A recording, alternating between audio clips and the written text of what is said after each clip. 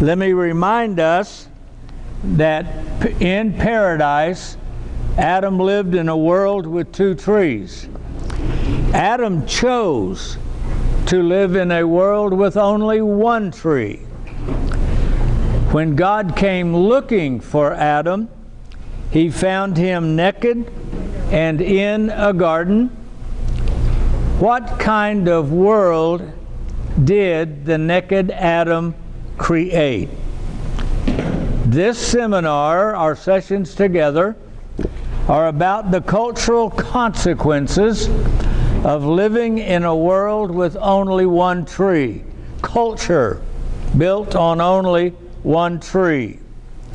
Tonight's topic is chapter 3 in your book, Sophocles, Oedipus, and the Riddle of the Sphinx. We're going to continue our training of learning how to read between the lines, and we are doing that by learning about the creation of the Greek culture, and specifically we're now going to look in greater detail at the plays of Sophocles. As we have already seen, Sophocles, the second chronologically of the three great dramatists, built on the understanding of a cultural shift that was broadly presented in the plays by Aeschylus. The transition from an earlier culture to the new culture of the Greeks. Sophocles, a younger contemporary of Aeschylus, is perhaps the greatest mind produced in the nearly 3,000 years of Western culture. Born in 496, he died at the age of 90 in 406 BC. We've already introduced the story of Oedipus. The story was told in 3 plays.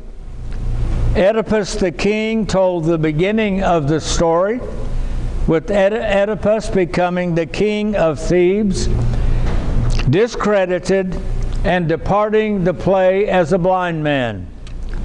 Oedipus at Colonus, the second part of the series, when after many years of wandering in darkness, he and his daughter Antigone, who had been his guide, come to Colonus on the outskirts of Athens, where he will die and is secretly buried. The trilogy then ends with Antigone, which pits Oedipus' daughter Antigone against her father's brother Creon, who defeated Antigone's brothers for the throne and refused burial for her brother when he was killed. In terms of the writing of the plays, Sophocles wrote the trilogy over a 37-year span. Well, the last shall be first. I'm on page 51. He wrote the third play, Antigone, first in 442 BC.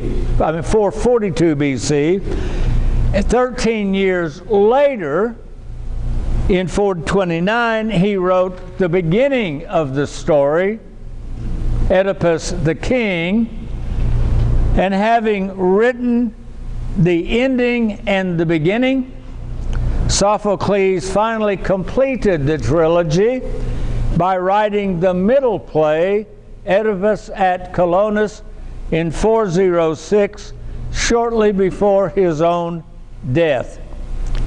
In order to understand Sophocles' greatness, we must understand the larger questions with which he grappled. Beginning with the time of Homer, the Greeks began that Neolithic transition from agrarian life to urban life as the Greek polis began to emerge, the Greek city. This transition whenever it occurred, did not occur overnight, nor were the resultant changes accomplished quickly. Changes in culture begin and are gradual, picking up steam, and then finally the new culture, the former culture. One from another world order to a new world order. The transition from one worldview is made to a new worldview.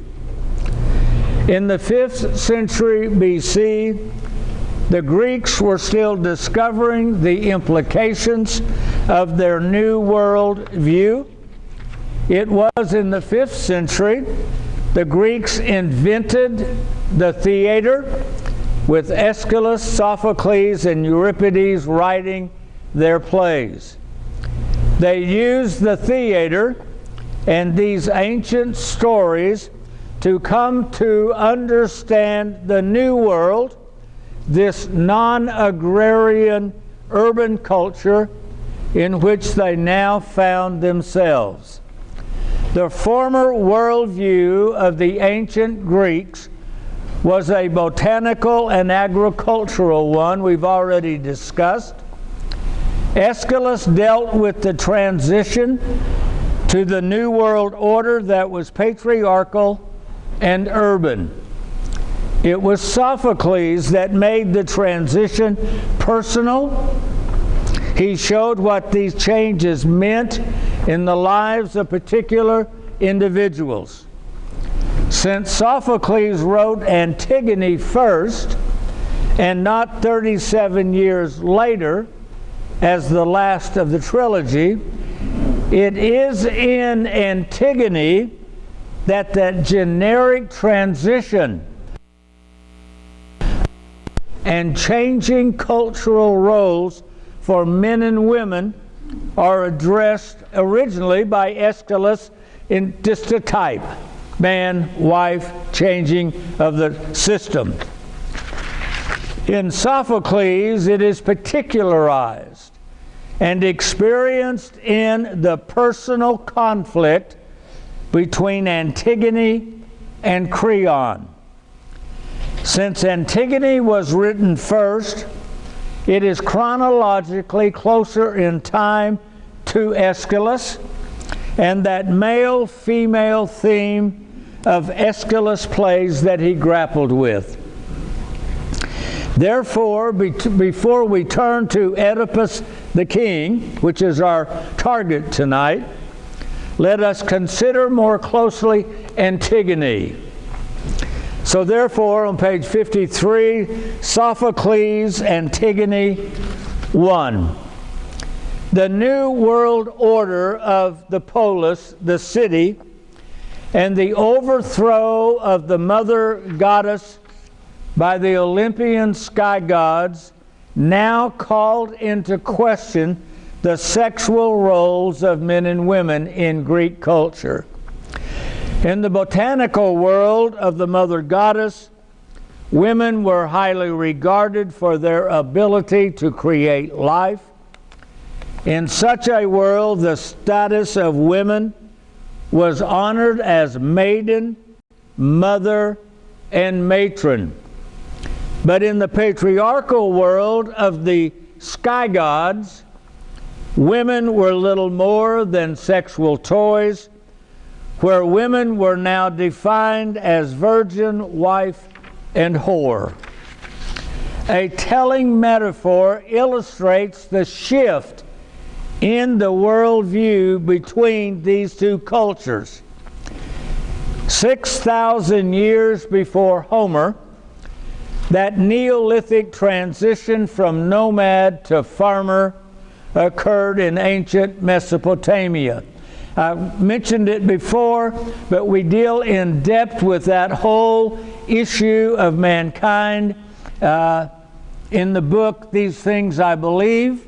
Some of you have already got a copy or seen it or heard me mention it in the past. It was one of the first classes besides the Inquirer's class here at St. Elijah that I I taught these things, I believe.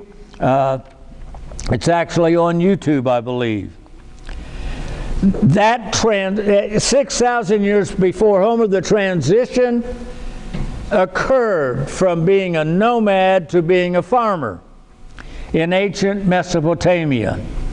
That transition gave birth to that new world order, that of a botanical mother goddess that eventually replaced the worldview of the nomad. The historical memory of that transition is embedded in the ancient Sumerian, the courtship of Inanna and Dumitzi, a highly erotic but tender love story.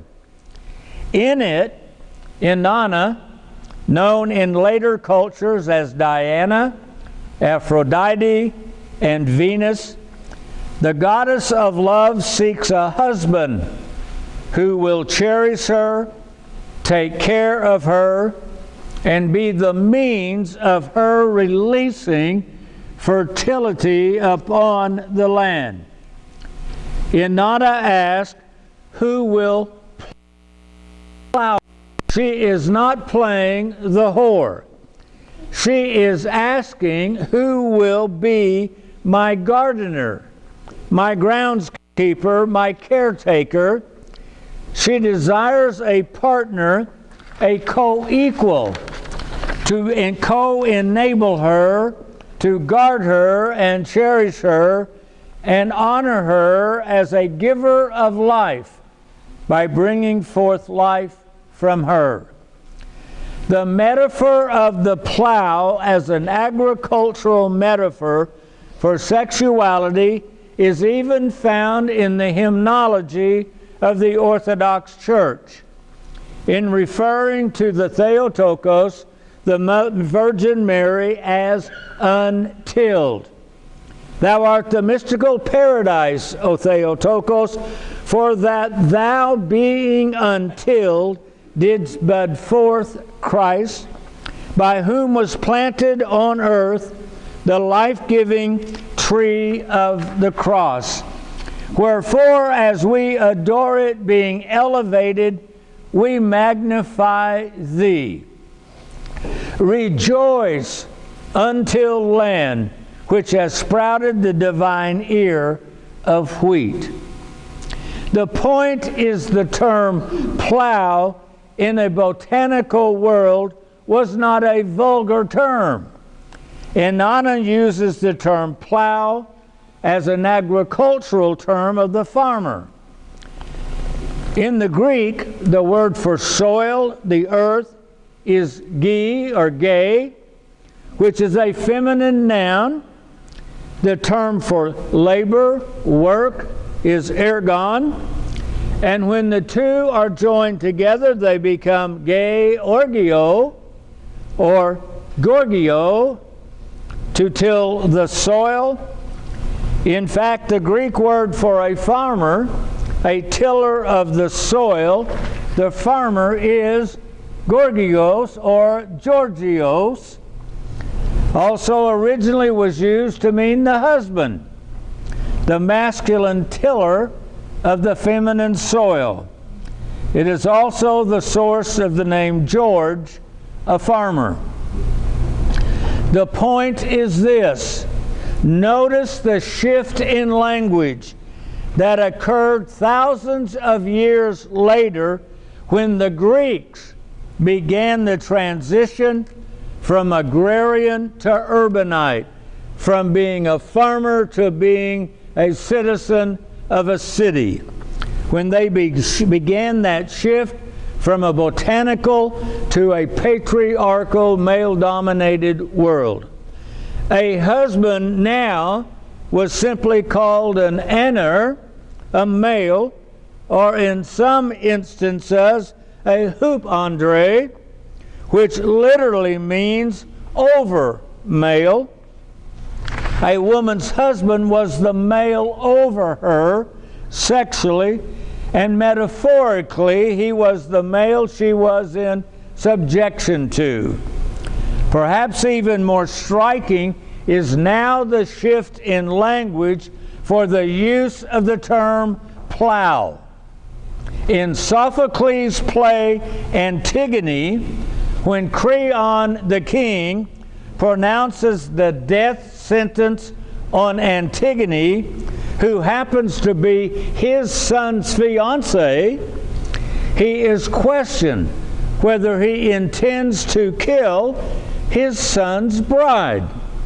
To this, Creon replies, there are places enough for him to push his plow.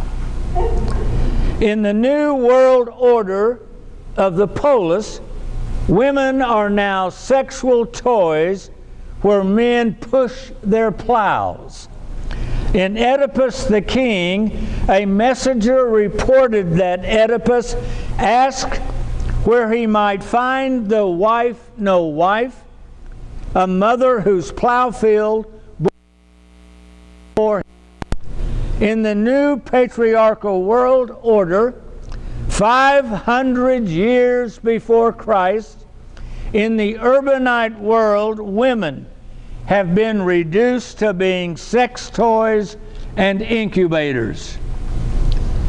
Well, that brings us then on page 55 to Sophocles' Antigone number 2. That's just an overview of just the terms, and it gives us a glimpse into a shift in how that term is now used, and how, when we hear it in the Orthodox Church, the original understanding of that term, not the cityfied understanding of that term. In the play Antigone, the conflict between King Creon and Antigone stands for the antagonism between the New World Order and the old one that is played out between the king and his niece. Antigone's brothers have fought each other and killed each other over the throne. Creon, their uncle, became king. He buried her brother Eteocles with full honors, but King Creon deemed her other brother Polynices a traitor and ordered that he was to remain unburied. The showdown between the masculine king and this New World Order and a mere girl refusing to deny her brother his proper funeral as ordained by the former worldview is a showdown between the victory of the patriarchal system forcing itself upon the individual lives of the culture. I'll add this in. The conflict of the change of culture is what Antigone is going to demonstrate. Homer's Iliad, 200, 300, 400 years prior, had created the proper Greek understanding for the funeral of an enemy. It is Hector, the Trojan, who is deemed the better warrior than Achilles, the Greek, because Achilles behaves badly, arrogantly towards Hector when he has died. And the book, the Iliad, ends with the actual burial and the funeral for Hector. It has nothing to do then with Achilles. The Greek mindset was then established. Even your enemy, his body is to be treated with respect and deserves a decent and honorable burial. Creon, by refusing to bury her brother because he had become an enemy, is now part of a new world order that has changed how we used to do things. Everything is suddenly what we used to do is in the past, and here's the way we're now going to do it from now on. Creon understood the conflict as a gender war. In the character of Creon, Sophocles explores male arrogance and the belief in male superiority. Creon believes that simply by being a male, simply because he has a penis, that a male is superior to a female who has only a vagina. The patriarchal order is not just that men are in charge, they are in charge because they are superior. Women are in subjection to men and can never be in charge because they are inferior. Women are inferior because they do not have a penis. Creon says, "Who is the man here? She or I, if this crime," her brother, insurrection, "if this crime goes unpunished? You there, take them away and guard them well, for they are but women, and even brave men run when they see death coming." And then Creon tells his son Hymen, who is engaged to Antigone, "So you are right not to lose your head over this woman. Your pleasure with her would soon grow cold, Hymen, and then you'd have a hellcat in bed and elsewhere. Let her find her husband in hell. Of all the people in this city, only she has contempt for my law and has broken it. No, no. Good lives are made so by discipline. We keep the laws then and the lawmakers, and no woman shall seduce us. If we must lose, let's lose to a man. At least, is a woman stronger than we? This boy, it seems, has sold out to a woman.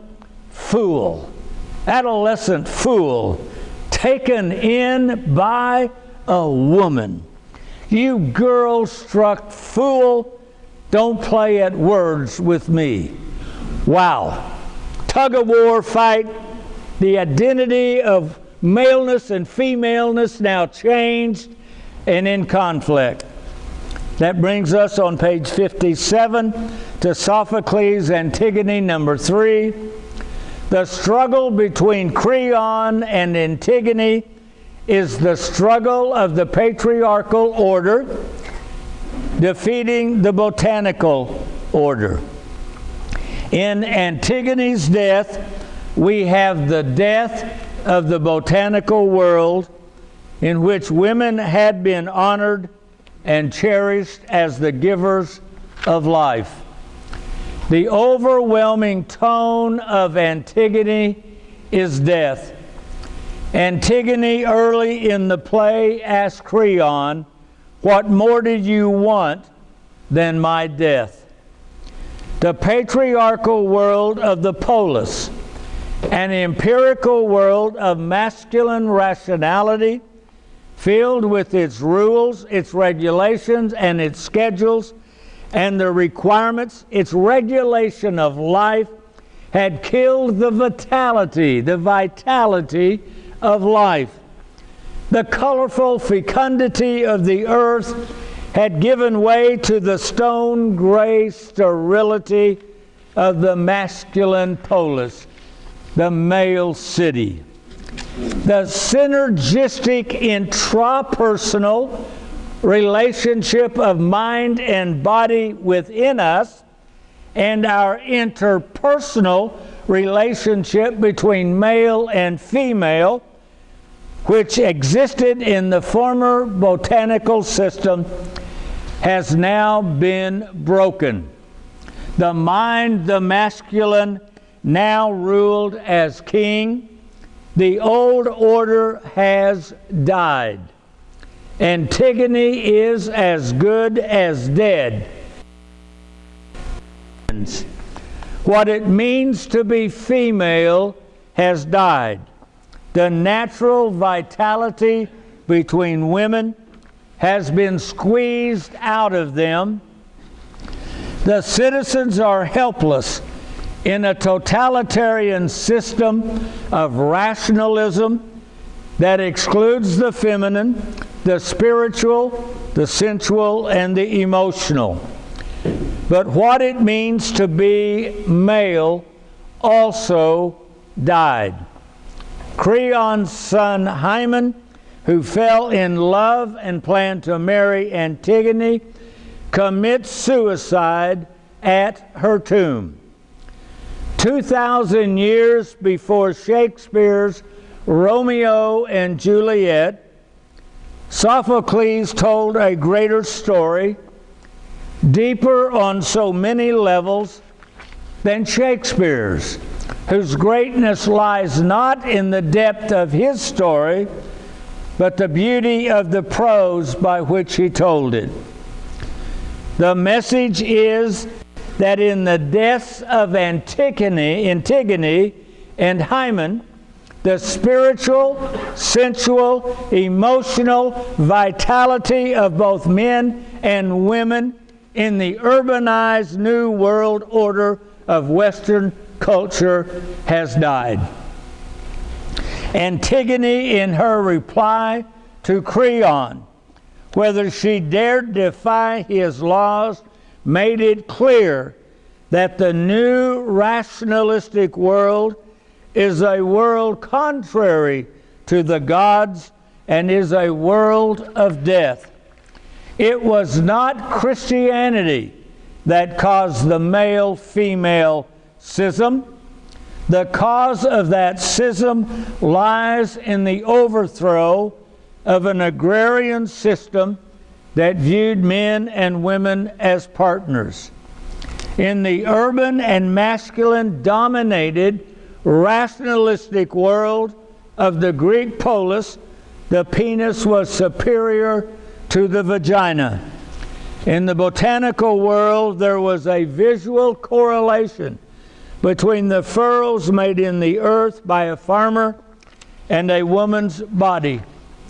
In the art on ancient Greek pottery, the subject is most often nude male, whether it's a deity or a satyr or a man, often with an erection. The visual correlation is made between soldiers carrying their spears and men with erections. Sophocles shows Creon to be an arrogant fool. Having a penis is no guarantee of possessing wisdom, any more than not having one disqualifies a woman from being wise. In the character of Creon, Sophocles takes male arrogance to task. It is Antigone, a young woman, who is the hero of the play. Her wisdom and loyalty to the truth make her stronger than Creon, even if he is a man. Thus, the third play of the trilogy, being written first of the three and 30 years before the rest, it is Antigone that stands closest to Aeschylus' plays, and Athena's verdict we looked at, supporting the male dominance of women. It is in Antigone that Sophocles dramatizes Antigone's death as metaphorically the death of the agrarian world at the hands of Creon's masculine world. That said, let us now consider the trilogy itself, as well as Antigone's place within the trilogy. Taken as a whole, what was the story of Oedipus? Antigone's the last of the story, but what is the story of Oedipus? We pick up the story where we've left off previously. I think the summary is there on page 59. Oedipus the King is the name of the first play. The king and queen of Thebes had a baby boy. A prophecy has been given that the son would grow up, kill his father, and marry and have children by his mother. In order to prevent the prophecy's fulfillment, the king has the infant's feet sewn together and is taken to the wilderness where he is abandoned to die. Unknown to the king and queen, a shepherd found the baby and took it with him to Corinth, where he gave the baby to a childless couple. Years later, Oedipus learns of the prophecy concerning his treatment of his parents. Oedipus, not knowing his adoptive parents are not his birth parents, leaves Corinth to prevent fulfilling the prophecy that he would kill his father and marry his mother. He travels to Thebes, where, unknowingly, he kills his father in self-defense.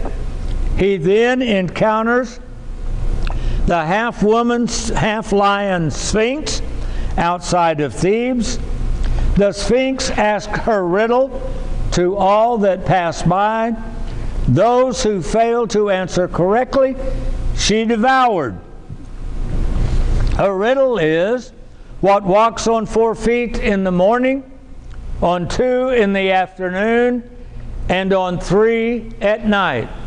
If we had time, we'd pause for you to consider that. We don't. So I will hurry on. Oedipus is the first to solve the riddle, the answer, a man. The Sphinx then kills herself, and Thebes is freed from her. In gratitude, Thebes now offers him their widowed queen, and he becomes their king. He fathers 2 sons and 2 daughters by her. A plague now comes upon Thebes. It is announced that the gods are displeased that the murderer of the old king has not been punished. Oedipus declares he will find the culprit. He summons blind Tiresias, a renowned holy man and seer, for assistance. Oedipus soon learns the awful truth. Killed his father, married his mother, and fathered children by her. His wife hangs herself, and Oedipus now blinds himself. The last play, or the middle play rather, Oedipus and Colonus. Antigone accompanies her blind father for many years. They eventually arrive at Colonus, where Oedipus has come to die. It's on the outskirts of Athens. Before he dies, Oedipus learns that his 2 sons are fighting each other over the throne he vacated. There are issues over Oedipus' burial, and he's finally buried secretly, and the place remains unknown to this day. Freed from caring for her father, Antigone now returns home to Thebes. And in the play Antigone, Oedipus' brother, Antigone's uncle, Creon, comes to the throne. As the sons argue over the throne, a civil war erupts in which both are killed. Antigone falls in love with Creon's son, disobeys the king, and buries her brother. For this she is condemned to death. Her fiancé, Creon's son Hymen, commits suicide at the tomb. Now we've summarized all of the trilogy. Oedipus reconsidered. Now we're going to read even more between the lines. The literal story. Part of Sophocles' genius was his ability to personalize large general cultural attitudes, His characters are not type figures. They are real persons responding to and personally experiencing the impact of cultural change in their own lives. His characters are complex. They contain the complex layers and undercurrents that are at work in every culture, including our own. Do you, at this moment, identify, I'm not asking for a show of hands, do you identify with Antigone, her past? Do you identify with the past for you and you cling to it? Or right now, do you identify in American culture with Creon, embracing the new world order that is struggling to be reborn or birthed in our midst? Are you more like Antigone or more like Creon? See, that becomes to be personal. That's what Sophocles is doing, not just giving us information, even metaphor information. He has suddenly made this story very personal. Which side am I on in my culture? Do I hang on to the past, or am I and embracing whatever is the latest fad of the month? Personal. In this regard, Sophocles reminds us of Boris Pasternak. Writing 23 centuries later, Pasternak sought to capture the experience of cultural change as he lived through the Bolshevik Revolution in Russia in 1917. A totally Christian country. In one fell swoop, 1917 became the first lasting atheistic state in history. How could a religious country, even an Orthodox country, overnight embrace atheism? Cultural change. Cultural change. The Russian government banned Dr. Zhivago in Russia for fear of its political criticism of the revolution. However, Pasternak was not interested in the political side of the revolution. Through Yuri Zhivago, Pasternak sought to portray what it felt like living in and going through the upheaval of cultural and social change. Dr. Zhivago, the book and the movie, are autobiographical. He actually is Yuri Zhivago. As we shall see, through Oedipus, Sophocles has now personalized the riddle of the Sphinx and takes his audience far deeper. Generic answer. The story of Oedipus was thus well known in ancient Greece. And why don't you just skip on over, that's just a repeat, to page 62 if you're following along in the book. Let's now look at deeper levels, pulling it apart. The allegorical one, the obvious understanding of Oedipus the king. Besides being a horribly tragic story, consider whether the story has any meaning, any message for us to learn and take away from it. In short, is there anything more to this story than its literal details?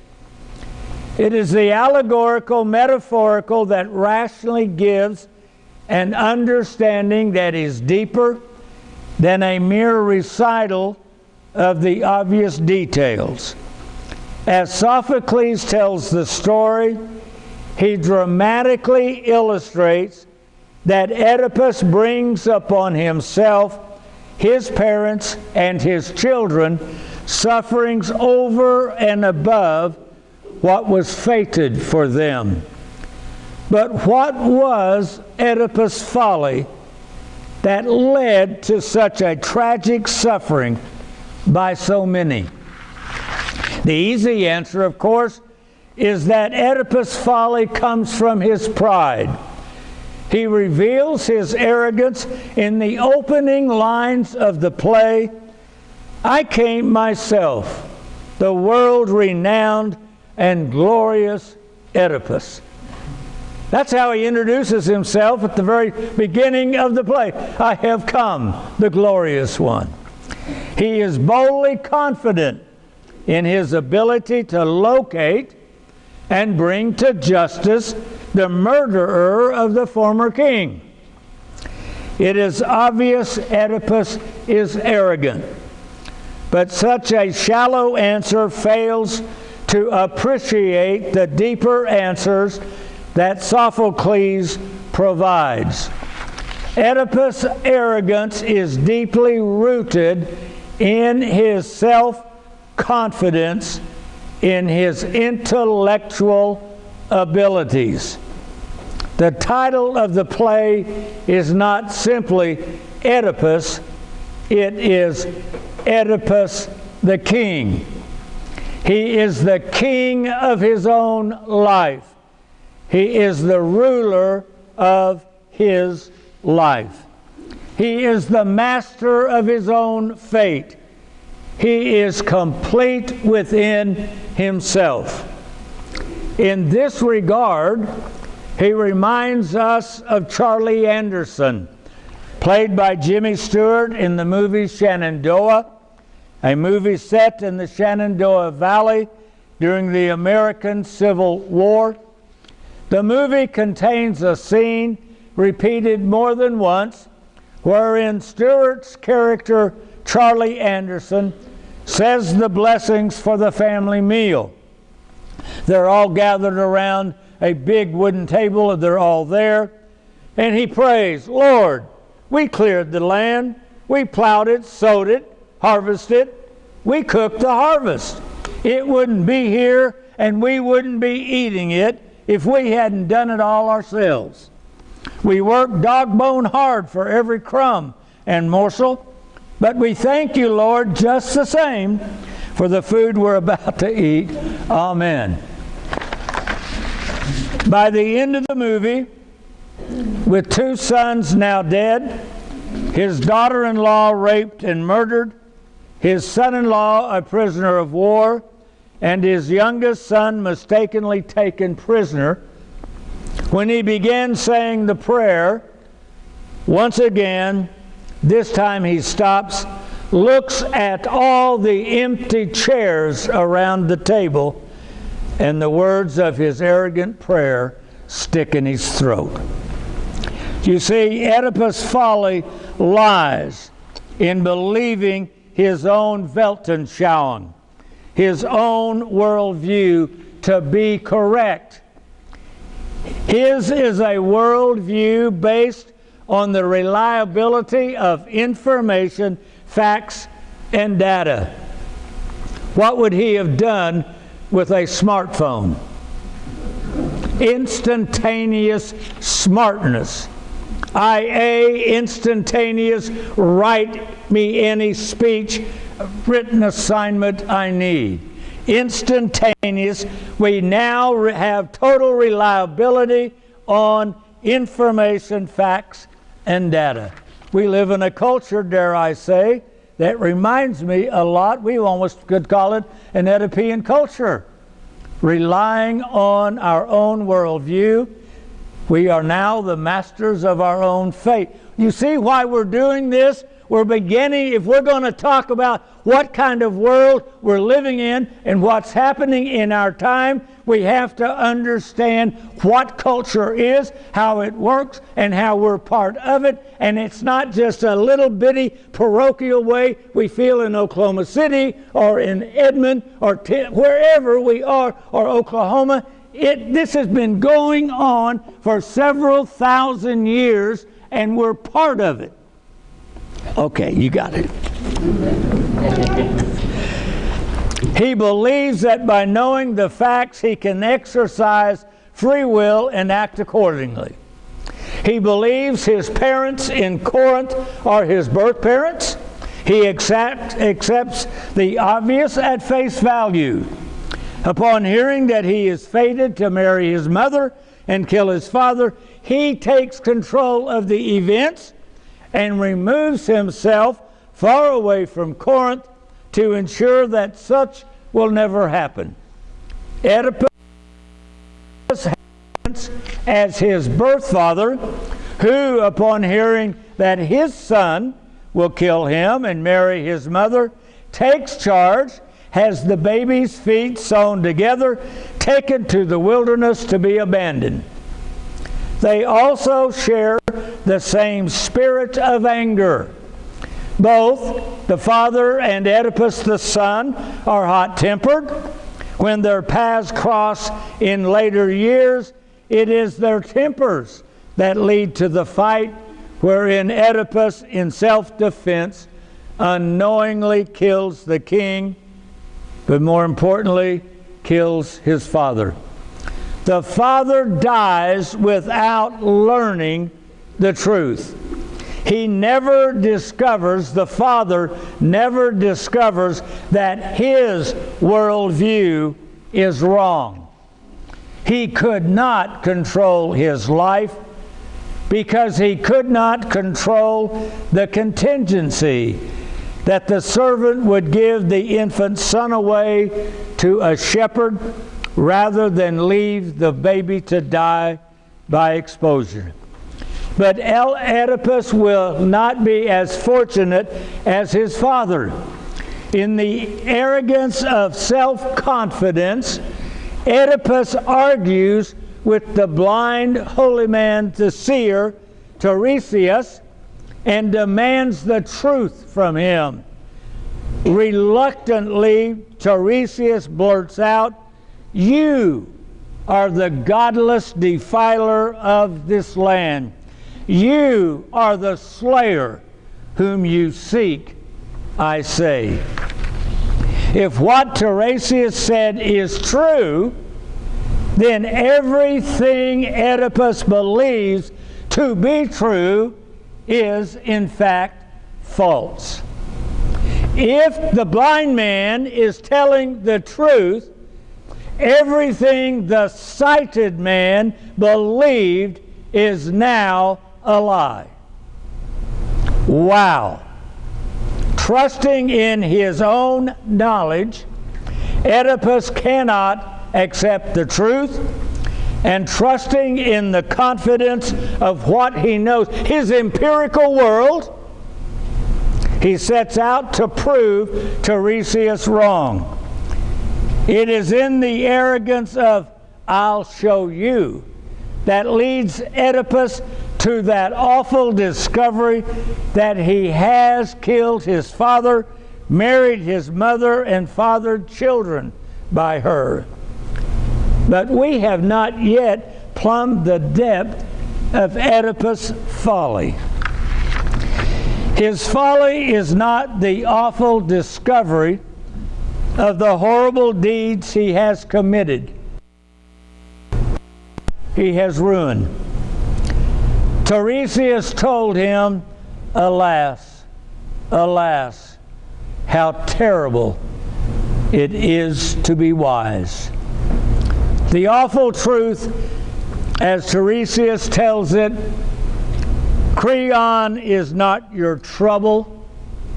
You are yourself.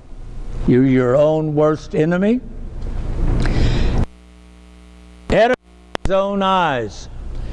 It is a terrible thing to be wise in one's own eyes, it makes one blind to the truth. Well, we have packed a lot in. We're going to stop now, even though it's 10 minutes before we normally do. We're going to take our break, and we've got some more to cover so we can plow. That's the wrong word to use, isn't it? So we can journey through the rest of... Oh, someone's going to think we're having too much fun here tonight. So let's take our break. Thank you. Allegorical number 2.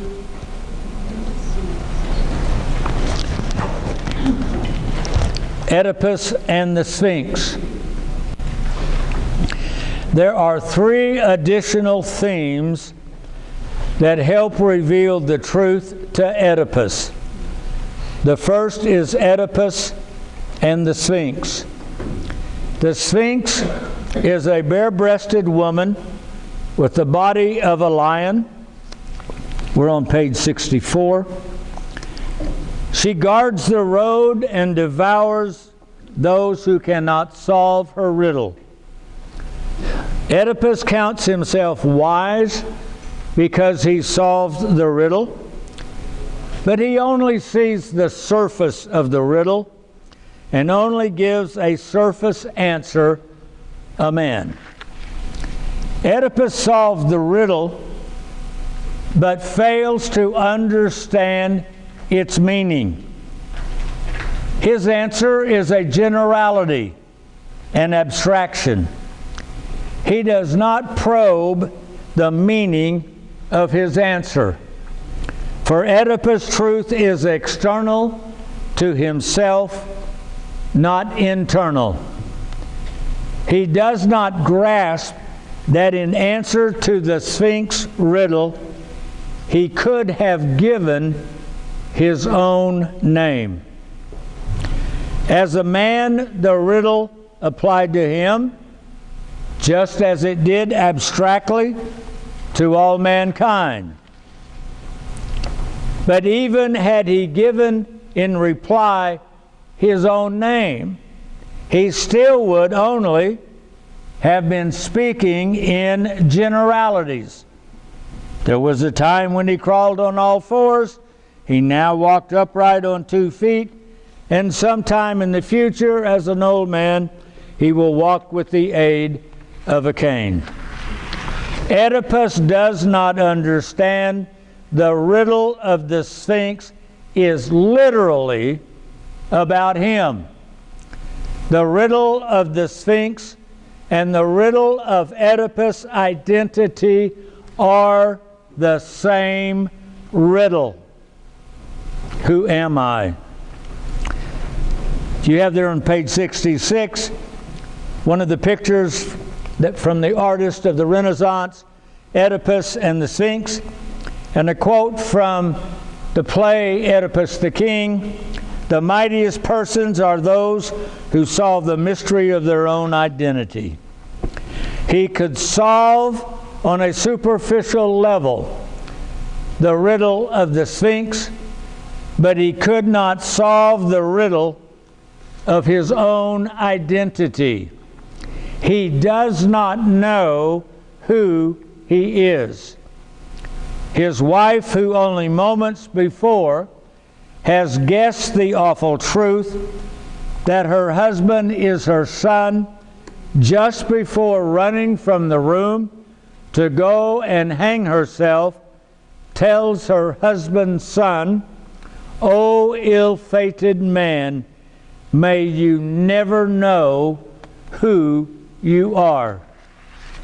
In the short season of the play, Oedipus has recalled his infancy. He has recalled the deeds he has done as a man, and having destroyed his eyes, it is not as an old man with an old man's cane, but as a man in his prime, he is now led a blind man with a blind man's cane. In solving the riddle of his own identity, he finally understands that he literally is the answer to the riddle of the Sphinx. What walks on four legs in the morning? I did. What walks on two legs in the afternoon? I did. And now, with my blind man's cane, who walks on three legs at night, the riddle was not what was the answer, but who was the answer. Oedipus can now confess the answer, I do.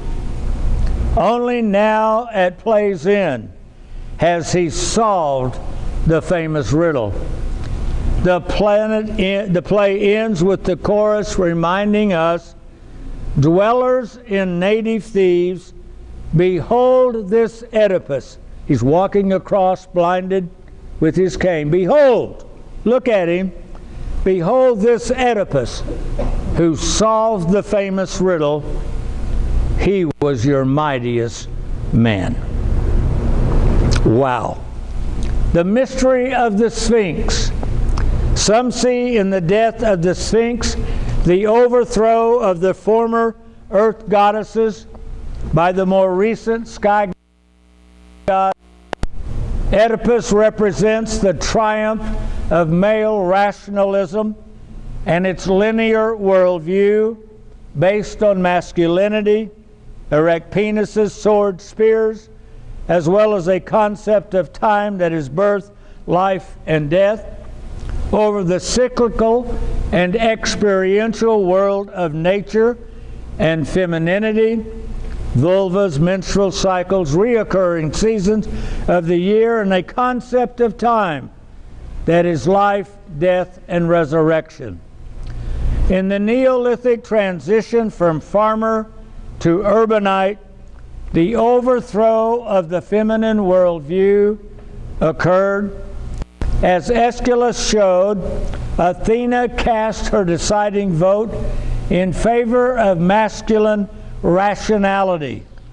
But Sophocles in Oedipus, the king, shows the limits of masculine rationality. Life is more than male empirical facts. What we think we know to be true can in fact be a lie.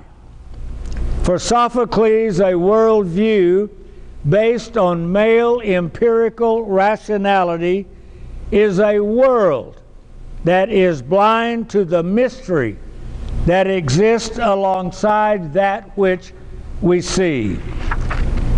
Still others in the riddle of the Sphinx see how little humans actually control our lives. Infants, in the aging process, we increasingly lose control of our own bodies.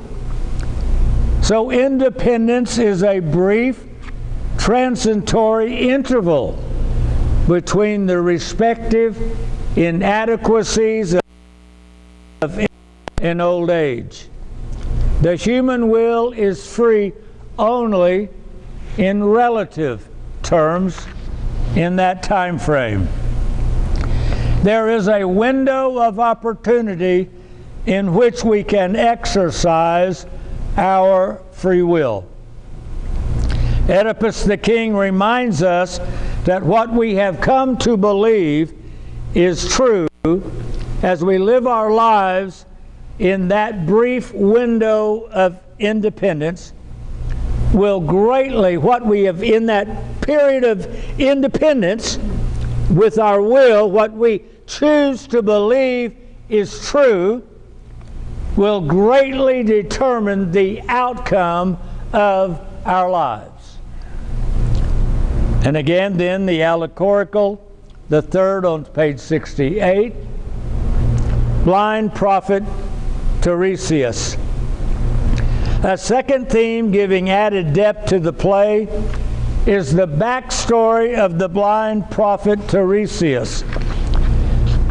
who has a long-standing history in Greek storytelling. In one group of stories, there are several versions of how he lost his sight. One version has him blinded by the gods because he told their secrets. Athena blinds him in another version because he chanced upon her when she was bathing naked. His mother begs for mercy, and Athena gives his ears the ability to understand birdsong, the singing of the birds. In a second group of stories, Tiresias sees two snakes copulating. He strikes the snakes with a stick and kills one. In the days of the earth goddesses, snakes were seen as symbols of eternal life because they shed their skin and never seem to die. They're born again. Tiresias had killed a female snake, and for punishment, Hera, as a woman, he becomes a priestess of Hera, marries, and has children. Some versions say as a woman, he became a famous prostitute. And after 7 years of being a woman, Tiresias' masculinity was finally restored.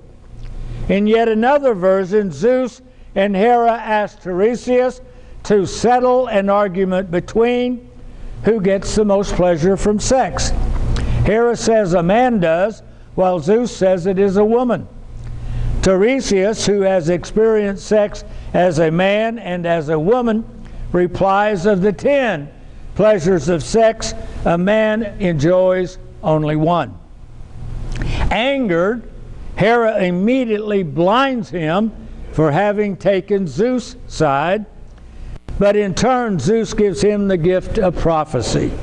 In still another version, after his years as a woman, when his masculinity was restored, Tiresias was now androgynous, keeping both male and female characteristics. Having a double gender was often a key characteristic of a shaman, this holy man in the old days. By the time of Sophocles, Tiresias now has evolved into being a wise prophet who, by being blind, was not distracted by the appearance of uniting both male and female within himself. Tiresias brought a united perspective reflective of the whole range of human experience. By using Tiresias as a character in this play, as well as in the play Antigone, Sophocles provides a counterpoint between the masculine and rational Oedipus and the androgynous Tiresias. In today's terms, Tiresias makes use of both sides of his brain. He uses both rational cognition, stereotypically a masculine mode of thinking, and a cognitive awareness, typically a feminine way of knowing, by which to see. If the human brain has male and female sides, the rational and the cognitive, Oedipus was only working with half a brain. Tiresias, approaching the world from a broader point of view than does Oedipus, has an inclusive worldview that makes insight possible. Oedipus, having already excluded everything outside of what he thought he knew as a male, can only seek answers where no answers exist. If we divide the human being into men are rational and women are non-rational, which quickly becomes irrational, then males are restricted to only knowing things empirically, rationally, with their five senses, and have denied their ability of that cognitive awareness. Remember our opening exercise? What do you see between the fingers? There's something out there. It becomes and it depends. If I close my fingers, all I got's the rational. I got the empirical. If, as a man, Oedipus only had the rational, it was a closed hand, Tiresias could see through his fingers and see the whole picture and know the truth. Wow, that's heavy stuff. If we live in a world that excludes the sacred, then we can only seek answers from a non-sacred world where no answer is going to be found. That's the application. We can exterminate the sacred the same way we exterminate the cognitive side of knowing. If we deny that reality is inclusive of the visible and the invisible, we have exterminated the invisible. We have exterminated the sacred. I mentioned earlier Pasternak, Dr. Zhivago, and the complete collapse of religious Russia overnight. After the fall of communism, as Christianity, Orthodox Christianity, emerged from being underground for 70 years, the theologians in Russia began to ask, how could such a collapse of faith happen overnight? And they discovered only one answer.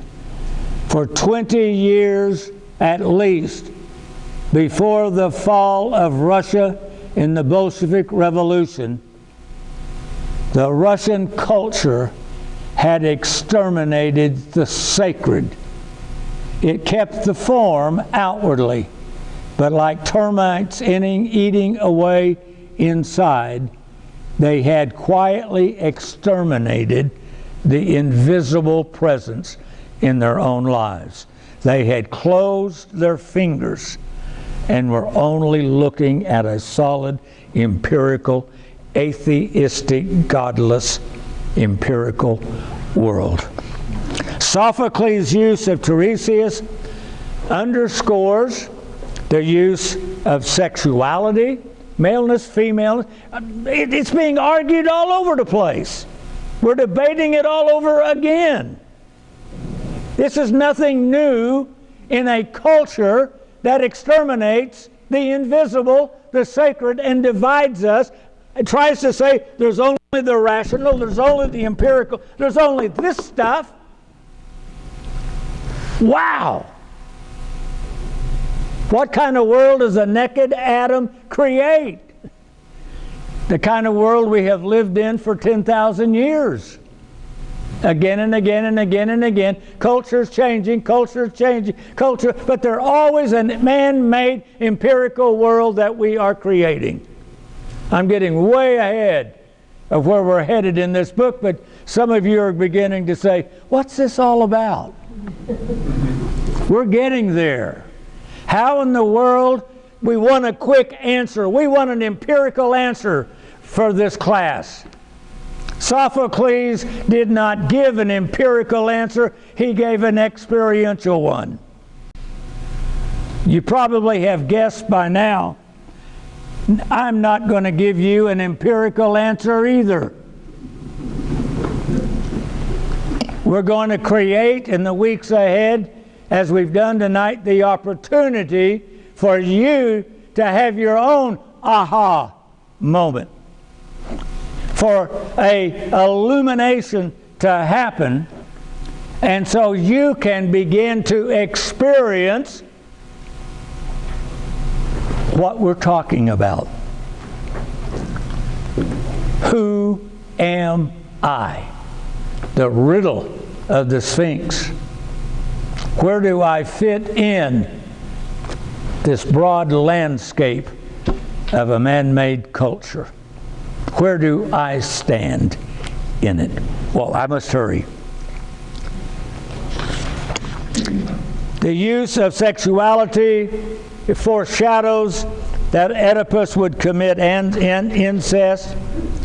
And when Oedipus learned that he, whom he supposed to be his birth father, had died of natural causes, he remained afraid to return to his supposed mother.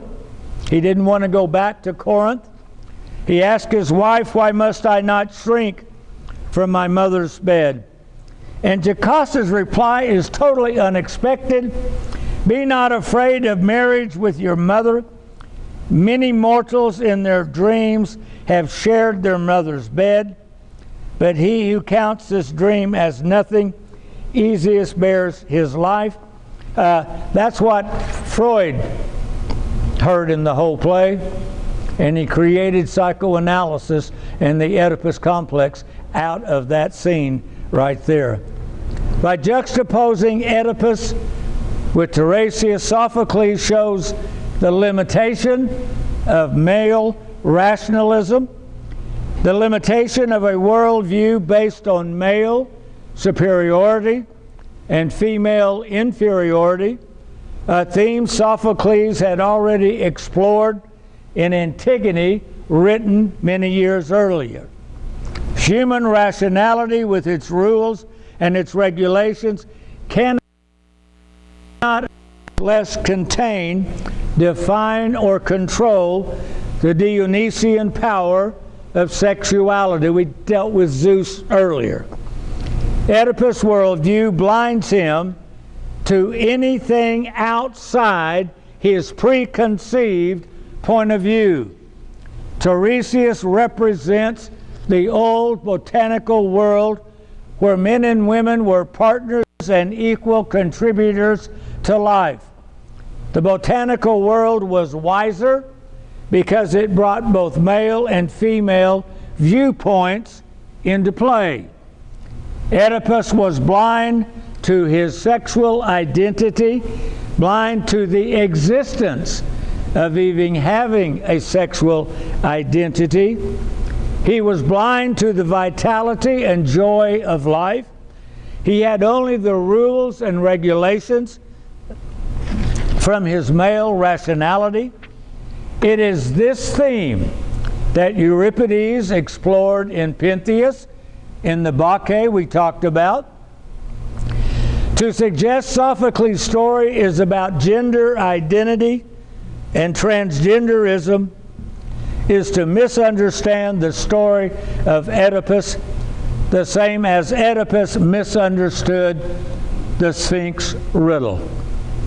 Oedipus' blind arrogance is to dividing and deeming rationality as masculine and therefore superior, while dismissing cognitive awareness as irrational feminine intuition, which by being feminine is automatically inferior. The New World Order of the polis was masculine. The penis was superior to the vagina. All things masculine, rational, were automatically superior to anything feminine. Get that locked in and understand we're talking about how we know something.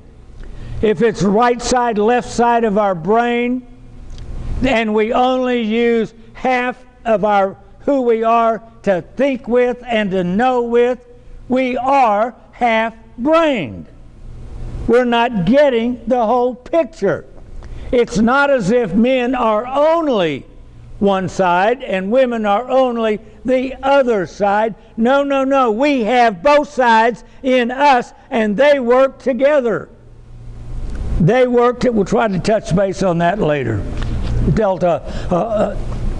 In the whole class we taught Paradise Has Two Trees, we dealt with that at length. So I can only footnote it now. Left brain masculine rationality was considered superior to right brain intuition, and it still is. And any man who wants to confess we have both is going to be condemned for not thinking with the right side of his brain, the correct side of his. What do you mean? That's how a woman thinks. See how it works?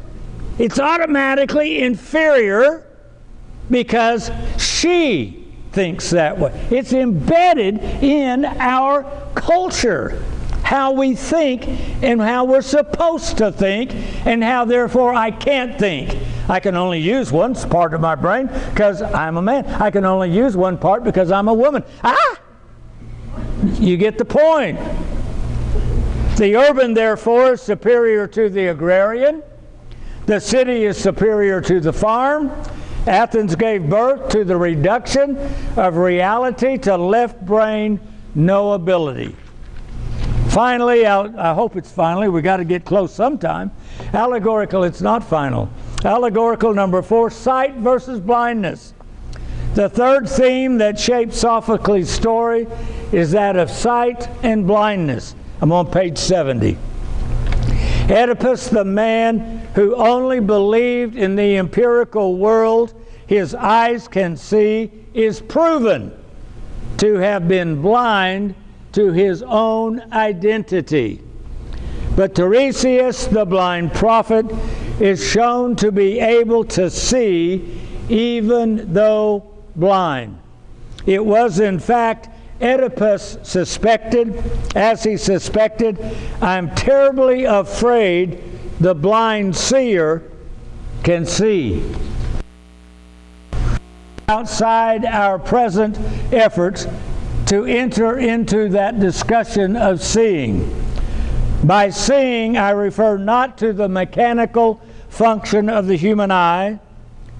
It was not the visible facts that Oedipus did not see. He did not understand what he saw.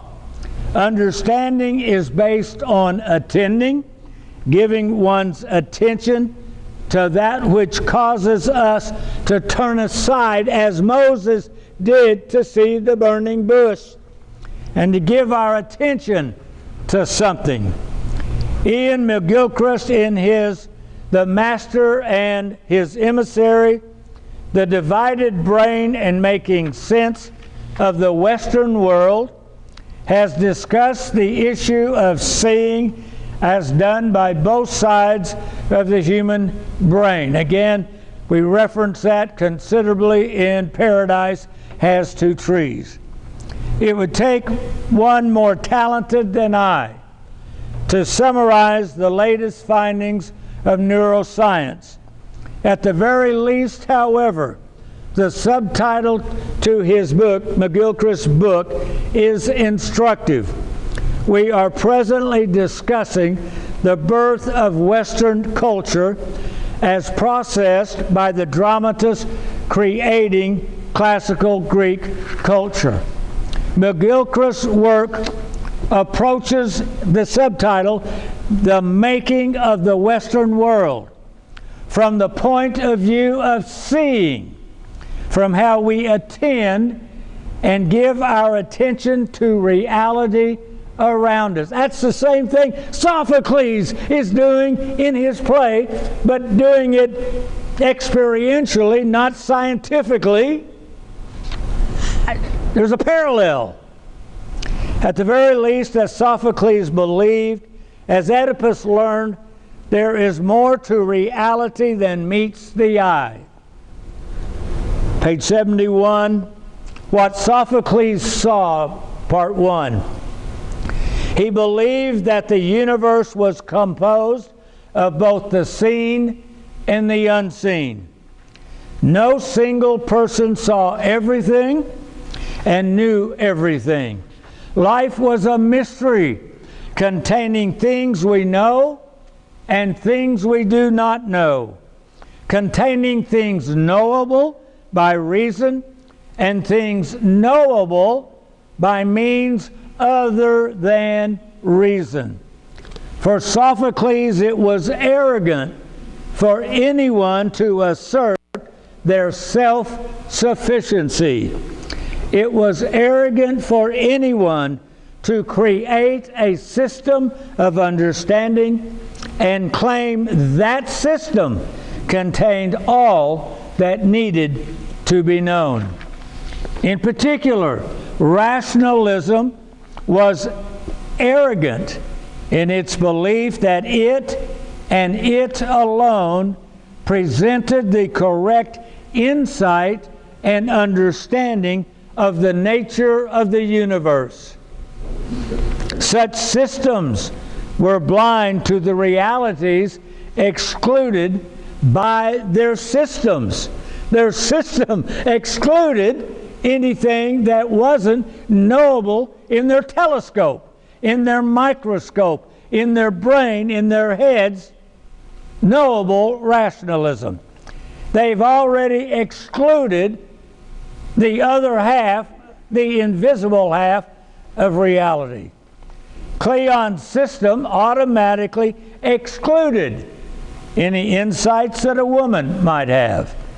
His arrogance also excluded any insights his son, a schoolboy, might offer. Cleon excluded anything and everything outside of a rationalized masculine world. Men who reduced life to their rational systems were also blind to the consequences of their senses. I'll throw this in. I can't keep throwing something in. We got to hurry. The scariest movie I ever saw in my life was 2001, A Space Odyssey. When the friendly computer HAL that controlled the spaceship took over and began killing some of them for whatever reason.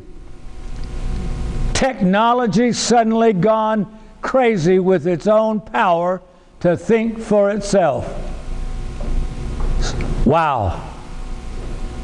Now my students threaten me with AI assignments when they turn them in. Scariest thing I've ever seen in my life. Me personally, that's my confession. Men who reduce life to a rational system become blind to the consequences of that system. Antigone publicly declined to live within Creon's system.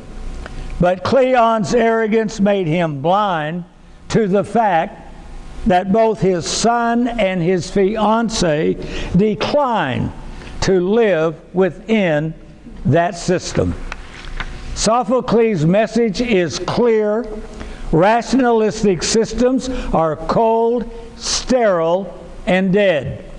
Having denied the mystery of life within the universe, systems exclude life, and therefore they produce death. In short, rationalistic systems are incestuous, inbred, repeating themselves. What Oedipus saw too. Page 72, Oedipus found redemption from his arrogance. Having brutally blinded himself with a stick pin, Oedipus confessed to his children, "Your father, children, who seeing and knowing nothing, became a father whence he was got." His redemption is the story of redemption, celebrated in such songs as Amazing Grace, I once was blind but now I see, Hank Williams, I Saw the Light, George Strait's Where Have I Been All My Life, Toby's Keith, I Wish I Didn't Know Now What I Didn't Know Then, or books such as Anthony Dewar's All the Light We Cannot See. This proud, arrogant man being totally in control of his own life, a culture totally in control of itself, committed murder, incest, fathered children with his mother. This was an eye-opening moment. So what would the 21st century see? For Sophocles' life was a mystery, and no one knew everything. Inside Sophocles' worldview, our 21st century world still finds its answers inside our rationalistic world. The psychological man discovers the mystery of his subconscious. The biological man discovers the mystery of right brain, left brain creating the appearance of a unified whole. The married one finds mystery of marriage and the wholeness of feminine and masculine. The philosophical man, denying the existence of his right-sided brain, remains arrogantly ignorant that philosophy is dead. And finally then, Sophocles and the mystagogy. In everything that has been said thus far, we have communicated insights expressed as information regarding the many levels of deeper themes underlying the calm, visible surface of Sophocles' story of Oedipus. Art, poetry, literature, and music provide opportunities for an experience with them to become an experiential moment of insight and intuition, a cognitive awareness of seeing without words and knowing without words, an experiential moment when you know what you know without knowing how you know. Such a moment is no longer informational. It is experiential. So you see, this is about me. This is about who I am. You can say me and I am the same way I can say me and I am. This class, this is what we're talking about, is about my identity and the identity of the world I am really in. What kind of world am I really in? It is a moment of spontaneous, intuitive insight, illumination. So do you see what I see? Not everyone in the theater, when the play was put on, saw it, but some did. Not everyone in the theater experienced the play, but some did. Not everyone reading this book saw it, but some did. Not everyone in this room here, or those watching on the internet, saw it, but some did. The audience saw a blind man using a blind man's cane, hobbling off the stage. What they saw was the answer to the riddle, whether or not they knew it, whether or not they understood what they were seeing. The story is the living out of the Sphinx riddle. What walks on 4 feet in the morning, 2 in the afternoon, and 3 at night? There is a rational answer. Oedipus answered, man. As an infant he crawls on all fours. As an adult he walks on 2 legs. And in old age he uses a walking stick. There is an allegorical answer to the riddle. Mankind. The riddle describes the human condition. It describes and applies to all of humanity. Or we could take the existential side, me. The riddle is about me. As a baby I crawled, as an adult I now walk on 2 legs, and when I'm older I will walk with a cane. Well, let's talk about the mystagogic insight. The riddle is about blindness, and I am the blind man. I am not becoming a blind man. I am and have always been a blind man, invisibly walking unknowingly with a blind man's cane. And the chorus tells Oedipus and us, the audience, you'd be better off dead than living blind. It's really no fun living life blind and not knowing we're blind. What we call sight is really blindness. It is better to be dead than living in blindness, thinking that we still see, and knowing not, we see not. I don't mean we're going to go commit suicide. I mean, we own lives in our blindness. We see it repeated again and again and again and again, again and again. The self-inflicted pain we end up bringing on ourselves, and the pain we bring to others as well. Mystagogic insight answer number 2. The riddle is me. I am living the riddle. I am the blind man. Living, I think I see. Knowing not, I stumble about with the blind man's cane. I am blind to my own identity. I am Oedipus, and I am blind to my own blindness. I did not become blind in old age. I've always been blind.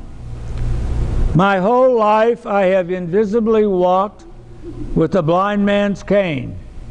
I am blind that I am living blind. Conclusion. The play concludes with the chorus telling us, those living in Thebes, and us, the audience, dwellers in native Thebes, behold this Oedipus as he's walking across the stage as a blind man. Behold this Oedipus who solved the famous riddle. He was your mightiest man. What was Sophocles telling us at that moment? Look at our mighty man and how the mighty have fallen. Look at the poor blind man. Or was he the mightiest man because he now knew he was blind and was now finally getting a chance to live? Wow. Well, I started to say you'd have to come back next week. We'll take up a new story. But we're not going to be here next week because of the American 4th of July on Tuesday. We won't be here on Monday. But when we come back, we will have completed our training in the Greek tragedians. And we're now going to beginning to learn how to read through the lines on some things that have to do that will allow us eventually to look at the book of Genesis. So we're getting closer. We're making progress. Who is the blind man? Thanks. Have a great 4th, and we'll see you in a week or so. Thank you.